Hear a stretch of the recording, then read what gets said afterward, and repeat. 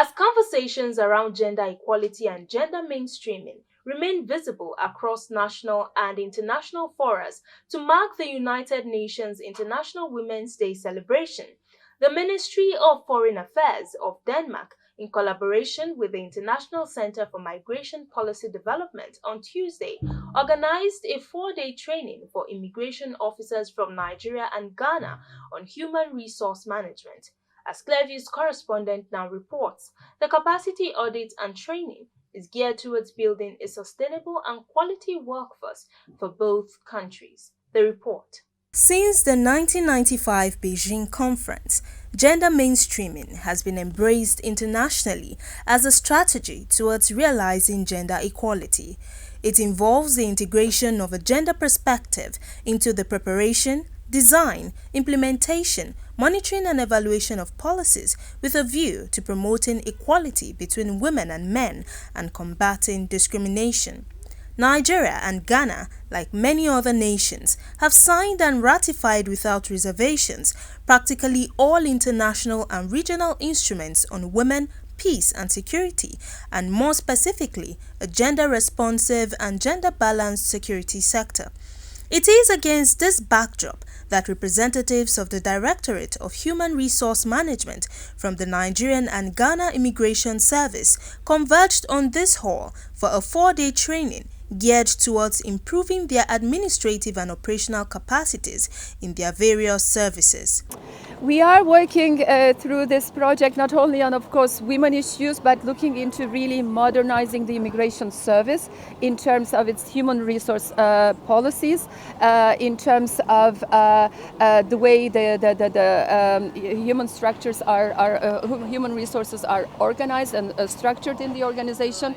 So gender aspects are one part of the equation. We look into, of course, career development, career progression altogether, but also to really try to bring this gender-sensitive policies in, of course, human resources, in career development, in addressing the needs of women in the service.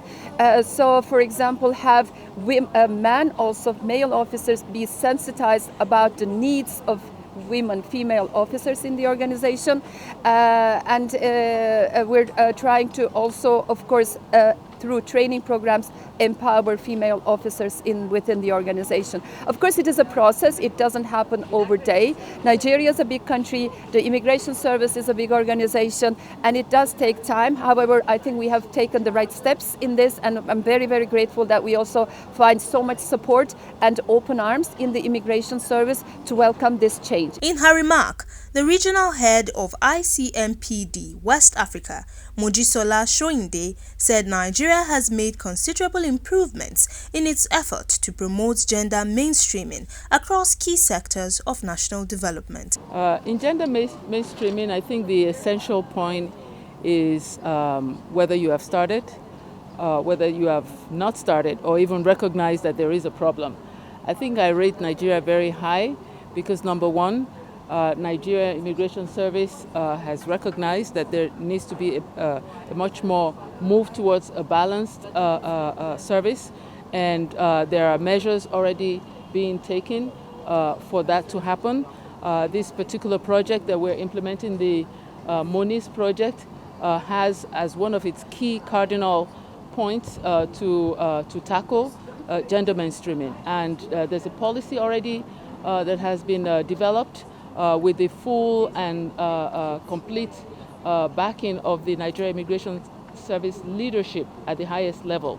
Gender mainstreaming, this topic should be handled at this time. I think it's an opportune time to discuss it, and where countries, including Ghana and Nigeria, are taking a step further. It's very important. It's just appropriate that both male and female cooperate, coexist together and work well. In a working environment, equal opportunities to be given to all is essential. And I believe if country, Ghana and Nigeria are pushing the agenda, making sure that this issue of mainstream gender is being pushed forward and making sure both gender, male and female, are given equal opportunities, I think it's appropriate. Of course, Nigeria is a signatory to the 35% affirmative action. We are not there, but I know that for the high cadre of the Nigerian Immigration Service, we have more, well, 50%, there's a parity, 50-50, more women at the top, but we still need more women. So the event included keynote and paper presentations on career progression and training policy frameworks.